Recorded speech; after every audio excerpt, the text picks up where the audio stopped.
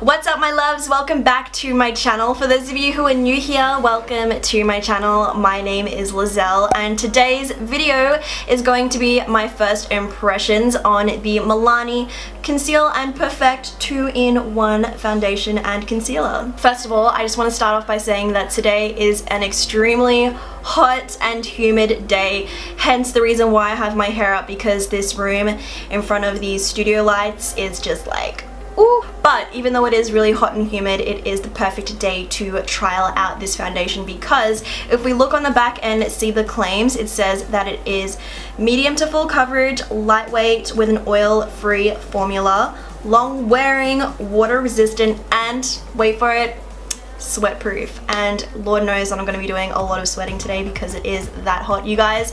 So yeah, I'm going to be testing this out today, pretty much just applying it onto my face, seeing how it applies, letting you guys know what I think of it, and kind of just testing out the longevity and seeing how it wears throughout the day.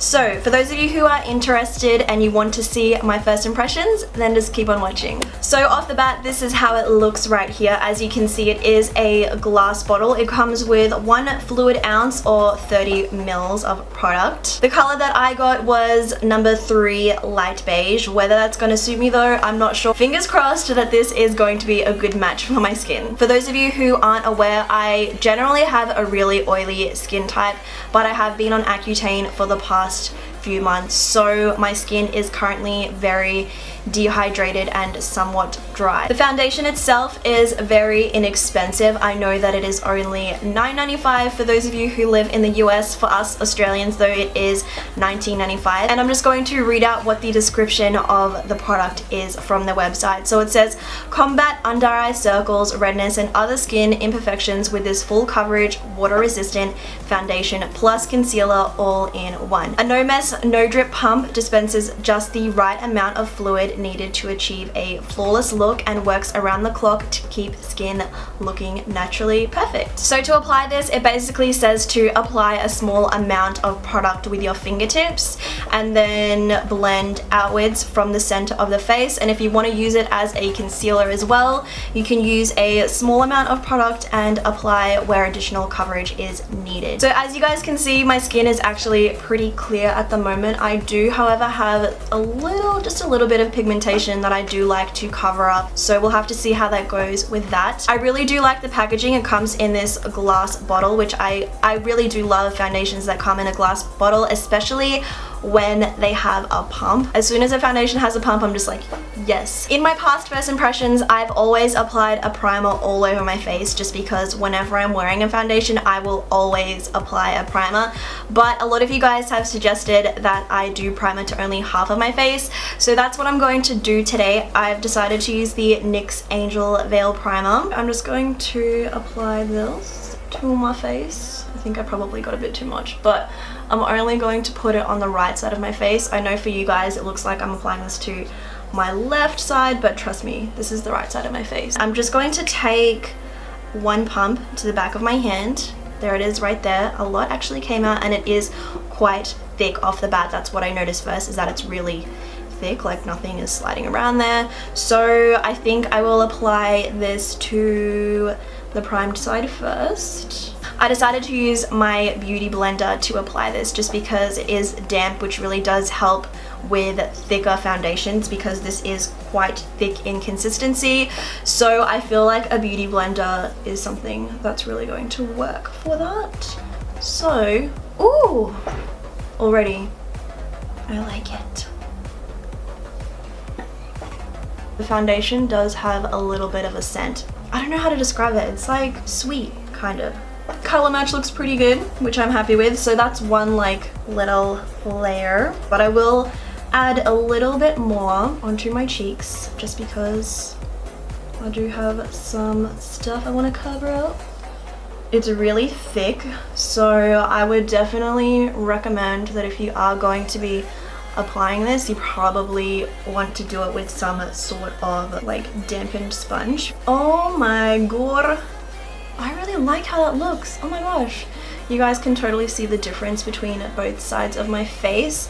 And I love the finish that it gives. It does feel kind of tacky as well, but I will set my face with powder, so we'll see how that goes later on. All right, let's go onto the other side of my face. I do have a little bit left on the back of my hand, so I'm just going to apply that and see how much I have left to work with. Props to me for picking like the right shade as well. I honestly wasn't sure with what shade I would need. I was kind of just like eyeballing it and looking at swatches online and seeing what I thought would suit me best, so luckily I picked the right shade.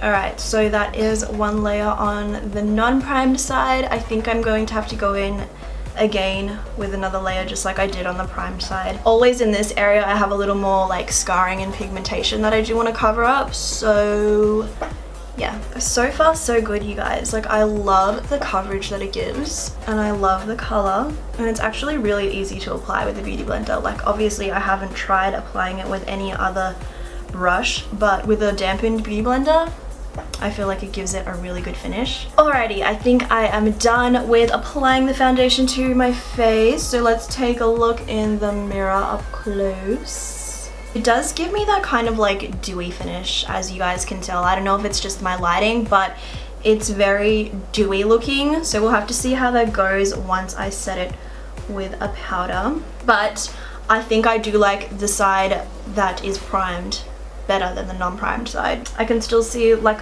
this is very minimal, but I'm very like picky when it comes to this stuff. I can still see a little bit of my acne scarring showing through, but it's like the tiniest amount. Like, anybody else would probably not notice it, but because I know my face, I can see it. And as for my pores, I feel like they're very shiny. Like, you can't tell on camera, but they look very like dotty. I don't know how to describe it. They're just a lot more noticeable than usual. So I'm going to go ahead and do the rest of my makeup and obviously set the face, and I will be back to let you guys know what I think. Alright guys, I'm back. As you can see, I've done a full face, really full face of makeup. I don't know, I was just feeling some type of way today, and I honestly look like I'm going to the club or something when I'm really just gonna be sitting here at home all day. So it has been about an hour and a half since I was last with you guys, and obviously in that time I did go ahead and apply the rest of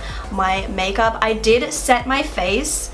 I can't find the powder right now, but it was just like a pressed powder. So I set my face with that, and I found that when I baked underneath my eyes, it prevented the foundation from being really tacky, because my face does feel extremely tacky right now. Even though I did set it with a powder, it does still feel like tacky.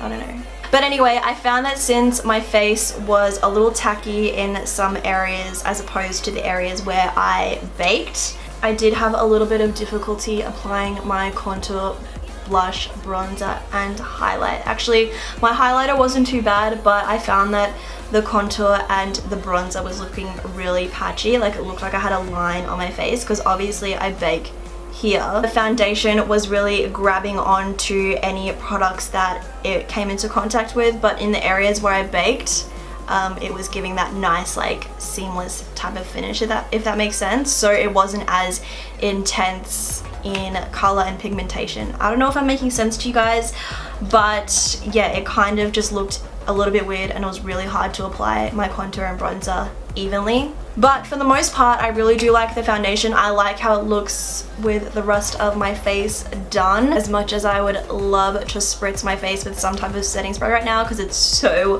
hot, I didn't, because obviously I want to test out the long wear and all of that kind of good stuff with the foundation. Also, another thing to note is that I haven't really noticed much difference between the primed side and the non-primed side. For the most part, they look pretty much the same to me. Anyways, I'm going to check back in with you guys in a couple of hours to let you know what the go is with the foundation, so I'll see you then. Alrighty guys, I am back with an update for you all. It has been about 4 hours since I applied the foundation to my face, so I'm going to take a little look in the mirror and see how things are. I'm sure you guys can tell that it's been like a really hot day today, because I mean, look at my hair. The foundation has definitely stayed put. I don't see anything like creasing up or moving. Even around my mouth, like around my laugh lines, there's no like significant creasing happening, or on my forehead, which is awesome. Everything's looking pretty good, guys. And I have been sweating today. Usually like when I sweat, it like kind of comes out of my nose. That sounds so weird, but you guys know what I mean, like when you get those little like drops of sweat when you are perspiring,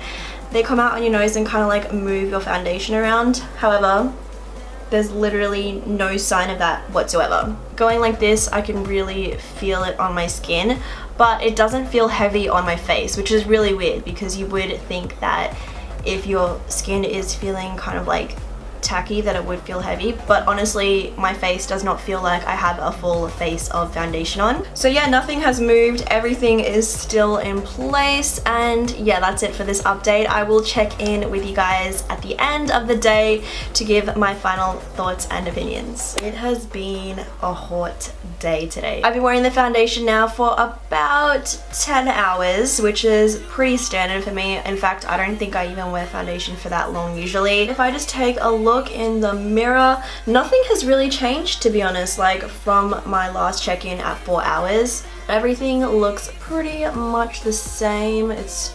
Oh, actually, it doesn't feel as tacky as it did before. I don't know if it's because it's nighttime now, so I'm not as like sweaty. But yeah, for the most part, this foundation has done amazingly. I don't have any creasing going on, which is like a miracle, because usually when I do these first impressions, I always have some sort of creasing happening. So, final thoughts on this foundation. Would I recommend it to you guys? I'd have to say yes, especially at the price that it is, super inexpensive. I'd have to say that if you do want to try it out, it's definitely worth trying out. For me, it worked. For the price point, $9.95, $19.95, like why not? So that was my first impression on the Milani Conceal and Perfect foundation. If you guys enjoyed this video, please give it a thumbs up and don't forget to subscribe to my channel so you don't miss out on any of the videos I post. If you guys have any questions about this, please leave it in the comment section down below and I'll definitely get back to you all ASAP. Also, if you want to follow me on any of my social media accounts, you can find me on Twitter, Instagram, and Snapchat. The links for those are below. Anyways, guys, I hope you're all having an amazing week, and with that being said, I will catch you all in my next video. Take care.